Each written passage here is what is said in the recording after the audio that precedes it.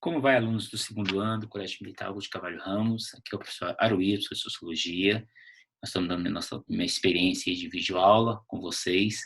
É uma nova etapa da nossa vida, um novo aprendizado.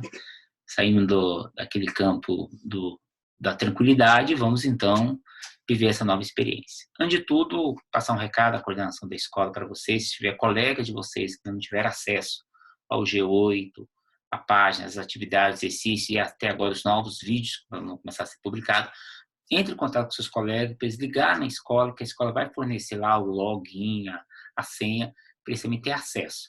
No momento nós vamos viver isso, o mês inteiro, mês de abril, espero que no mês de maio a gente volta a ter nossas aulas presenciais.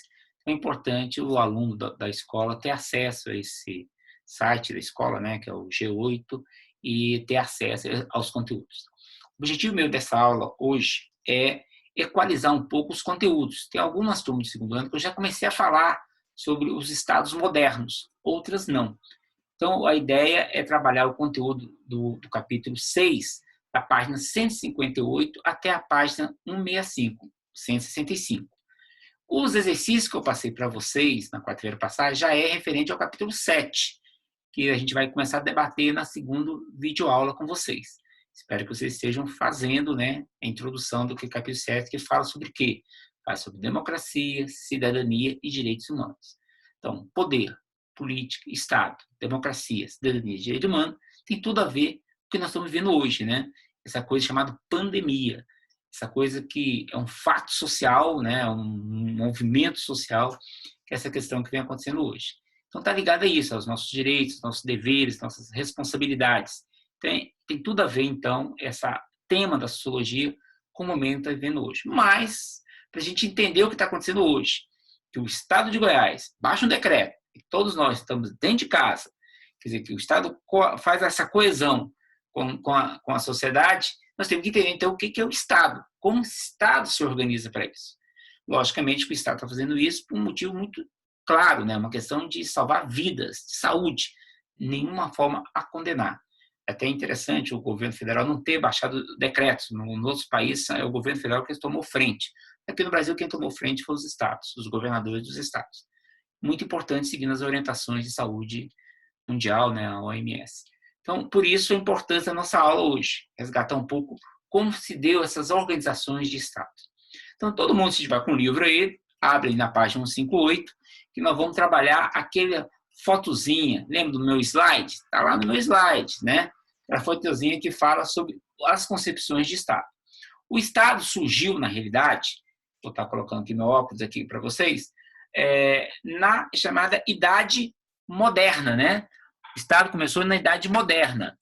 No tempo medieval, havia uma relação de Estado, não que não existia Estado, como também existiu Estado na época do Império Romano, na Grécia Antiga, onde formou a ideia de Estado, mas o que nós concebemos como Estado moderno, ela surgiu realmente na Idade Moderna, a partir do século XV e XVI, onde a burguesia, uma classe que vai surgindo, vai se fortalecendo, ela vai bancar, ela vai financiar um Estado mais centralizado, que defende os interesses dela dentro da concepção econômica, que é o que nós chamamos de Estado absolutista. Então, o primeiro Estado que nós temos é o chamado Estado absolutista. Ele vai começar, então, a partir do século XIV, XV. Mais ou menos como? Lá em Portugal, com a dinastia de Avis, Dom Manuel, lá na Espanha, o casamento de Fernão de Aragão e Isabel de Castela, na França, na Inglaterra, com a família Tudor chega ao poder, principalmente o Henrique VIII e Elizabeth I, que eles vão então moldando aquilo que nós chamamos de Estado absolutista. No Estado absolutista, a concepção é o rei, ele tem o mando divino, ele chegou ao poder, ele tem o poder total absoluto, e ele então vai fazer o Estado ser um Estado investidor, aquela ideia econômica que você deve ter estudado em história, que é a ideia do mercantilismo, Então, o Estado controla totalmente a economia. No ponto de vista político, centralização da estrutura de governo, força armada, judiciário, tributação, instituição entre o público e o privado. Vamos dar um exemplo da Inglaterra, muitas companhias de comércio no mundo inteiro eram companhias privadas, companhias de comércio oriental, ocidental, mas com forte apoio do aparato do Estado. e defende o interesse da burguesia. É essa burguesia que, no século XVIII, vai ver que esse modelo de Estado não mais atendia ela, e ela, então, vai dar o golpe, né? A famosa Revolução Francesa, que vai ser, vamos dizer assim, o início de outras revoluções no mundo inteiro, que vai mudar em Estado. E aí nós vamos entrar no debate do que virou esse Estado já no capitalismo pleno, que é a partir do século XIX, que é o Estado liberal, o Estado neofascista, o Estado socialista, o Estado do bem-estar social e o Estado neoliberal. Essas concepções de Estado vão evoluir no século XIX, no século XX, até o dia de hoje, que é o século XXI. É importante ter um entendimento desses Estados, como ele se organiza e como eles foram moldados. O primeiro Estado, estamos falando, seria, então, o Estado liberal. Ele inicia, então, no início, mais ou menos, do século XIX. O idealizador desse Estado seria o Adam Smith, no ponto de vista econômico, também os chamados autores franceses, o Rousseau, o Montesquieu, o Voltaire, quer dizer, vem daquele John Hobbes, quer dizer, há vários teóricos que vão dizendo o que deveria ser, qual quer ser o contraponto ao Estado absolutista, e aí, a partir daí, inicia-se o Estado liberal. É o capitalismo concorrencial, a ideia do laissez-faire, laissez-passer, economia autorregulada pelo mercado, a famosa lei da oferta e da procura, a autorregulamentação pelo mercado, a ideia é que o mercado regulamenta a sociedade, e cresce uma monopolização do mercado. As grandes empresas, os grandes vão dominando o mercado. No ponto de vista político, há uma nítida separação entre o público e o privado, soberania popular, o Estado mínimo garante os direitos individuais, segurança, propriedade e liberdade. Aqueles ideais da Revolução Francesa, eles amor para defesa da liberdade, mas também a defesa da propriedade privada e tudo mais. Esse Estado, então, no ponto de vista da sociedade, há um início, um intenso conflito de classes entre trabalhadores e capitalistas, marca seu fim. Primeira Guerra Mundial, conflito entre nações imperialistas. Esse Estado liberal vai terminar aonde? Vai terminar na Primeira Guerra Mundial. Quer dizer, as ideias, deixa o mercado circular, deixa o mercado fazer, deixa o mercado definir o que é salário, o que é preço, o que é isso. O Estado, fora disso, o Estado só cuida da parte administrativa da sociedade. Esse Estado ele vai falir com a Primeira Guerra Mundial. A partir da Primeira Guerra Mundial, foi um conflito que aconteceu de 1914 a 1918, várias outras concepções de Estado, contrapondo o Estado liberal, vão surgir. Vou falar, na sequência, falo primeiro do Estado neofascista, mas vou falar primeiro do outro, que é o Estado socialista. Em plena Primeira Guerra Mundial, inicia a primeira revolução socialista na história, que é a Revolução Russa, e a partir daí cria-se um novo modelo de Estado totalmente diferente do Estado liberal, que é um Estado onde há um forte planejamento estatal. Então, o Estado interferindo na economia. Como no Estado liberal o Estado não podia interferir na economia, deixa a economia, o mercado vai definindo as regras, no Estado socialista, ao contrário, há um forte planejamento, uma forte intervenção do Estado. Então, a economia, no ponto de vista econômico, planificada, regulada pelo Partido Comunista, quer dizer, o partido que toma o poder na Rússia. No ponto de vista político, projeto de participação política de classe trabalhadora, ideologia de esquerda, desvios burocráticos, conflito entre a classe dirigente, que é o PC russo, e as dissidências social-democratas e anarquistas, e a sociedade, corrida armamentista, atraso tecnológico da indústria e no campo, em comparação à sociedade capitalista. E, a partir da década de 70, eventos que marcam o fim, a queda do Muro de Berlim. Esse Estado socialista ele vai existir entre 1917 até 1991, onde, com o fim da União Soviética, né, a União das Repúblicas Soviéticas, esse Estado ele vai acabar. Hoje ainda existe esse Estado? Existe. China ainda é um modelo ainda centralizado, Cuba ainda é, Vietnã ainda é, Coreia do Norte ainda é, mas já não tem mais essa força e dimensão. Mas não tem que entender o contexto histórico. Ali era um momento de questionar aquele Estado liberal, entendeu? Então, é um Estado que intervém mais na economia. Esse foi um ponto de vista mais da esquerda. E na direita, teve esse modelo mais intervencionista da sociedade? Teve, que foi o modelo chamado Estado neofascista. A Itália e a Alemanha, com medo do crescimento comunista, né, de acabar com a classe empresarial, né, criar uma sociedade mais igualitária, vai assumir ao poder líderes com uma concepção extremamente autoritária e também com a ideia de uma interferência dentro do mercado. O mercado defendendo o interesse do líder, o interesse dele, é um Estado autoritário. Então, qual é o modelo econômico do Estado neofascista? Economia de mercado autoritariamente regulada pelo Estado. Então, o Estado funciona dele. Vou dar um exemplo. Quando Hitler chega ao poder na Alemanha em 1933, ele vai pegar todo o Estado alemão e levar ele para o estado de guerra. Ele vai fazer a Alemanha se preparar para uma guerra mundial. Quem vai iniciar a Segunda Guerra Mundial, de 1939 a 1945, é a Alemanha. E ele vai fazer todo o Estado alemão, a indústria farmacêutica, a indústria não sei o quê, a indústria, todos os setores da indústria voltado para uma economia de guerra. Então, essa é a ideia um pouco do Estado neofascista. Política, um projeto totalitário, expansionista, ideologia de direita, exaltação da tradição, geralmente um Estado conservador, sociedade, redução dos direitos civis e políticos, evento que marca o seu fim à Segunda Guerra Mundial. Tem muitas pessoas que defendem um pouco essa ideia hoje, alguns setores de esquerda questionando o Bolsonaro em relação a que ele seria um fascista. Eu espero que ele nunca seja. Eu acredito que ele não seja, porque ele foi um político e sempre se elegeu dentro da democracia. E ele, mesmo que tenha um ano pouco de governo, não fez nenhuma medida para isso. Espero que não faça. Porque esse Estado é um Estado que acaba com as liberdades individuais das pessoas. As pessoas pedem a liberdade individual. Tem uma manifestação pró-Bolsonaro, o cara não quer, eu quero a volta do AI-5. Ué, como que é a volta do AI-5? Se por acaso o Estado voltar a ser o Estado totalitário, nós vamos ter o quê? O fim da possibilidade de ter manifestação política no país. Então, é meio contraditório esse tipo de coisa. Então, esse Estado ele acabou e não há hoje exemplos no mundo mesmo que existem partidos ainda neofascistas tentando chegar ao poder, mas não é o Estado, na concepção daquele que foi montado com Mussolini na Itália e com Hitler na Alemanha, não tem mais hoje. Mas o grande Estado, qual que é o Estado, professor? Qual que é o Estado que você gosta e defende? Opa, aí tem a posição do professor. O professor Sorgia tem que ter posição. É o Estado do bem-estar social. É um Estado que foi montado dentro da Europa Ocidental a partir da Segunda Guerra Mundial, onde as ideias começou lá atrás com as ideias de John Keynes, que é a ideia que o Estado deixa o mercado fluir, mas que garanta os direitos das pessoas, garante a liberdade e garante um nível mínimo de distribuição.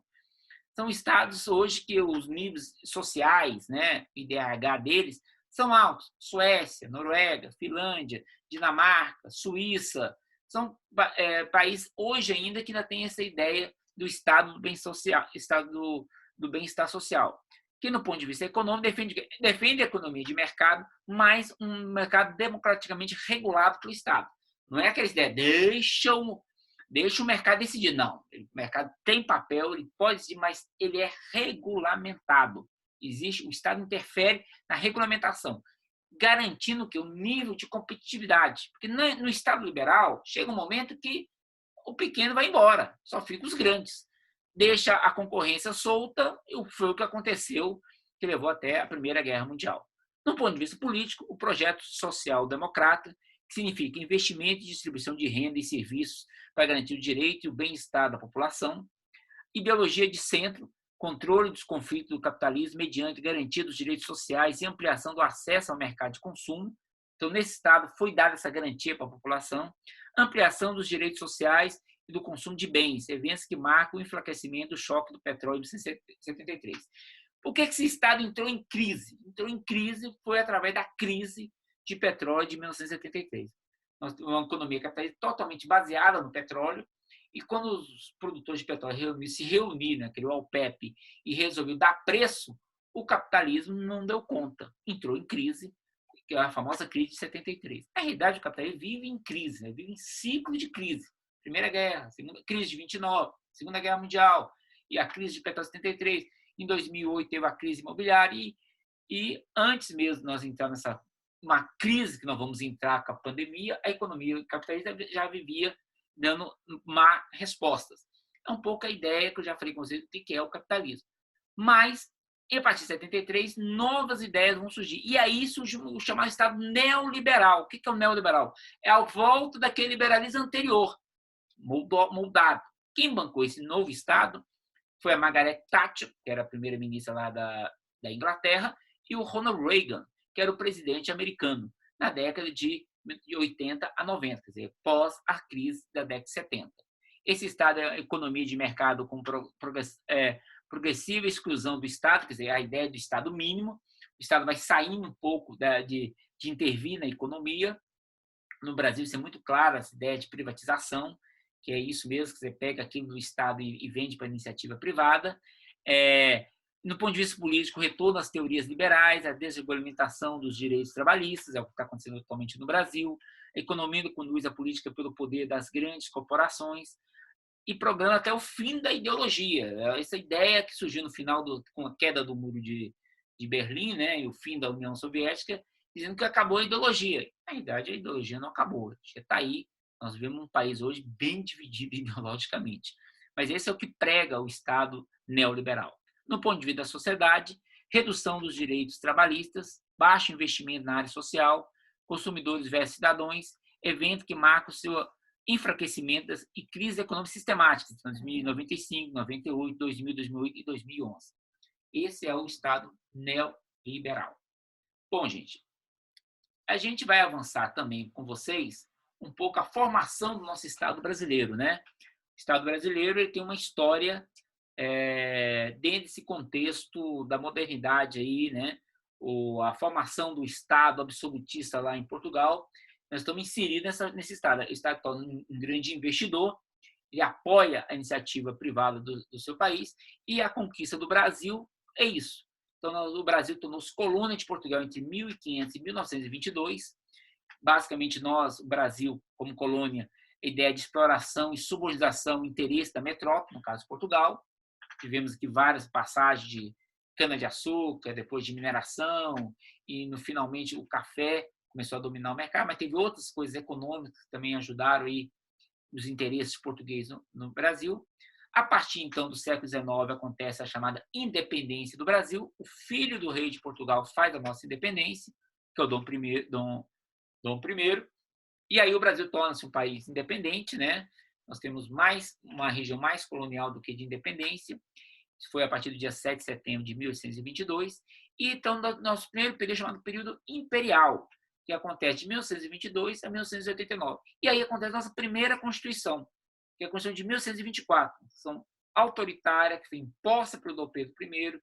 Ele criou, além daqueles três poderes, que eu já falei muito com vocês, o poder legislativo, o poder executivo, o poder judiciário, ele tinha o poder dele.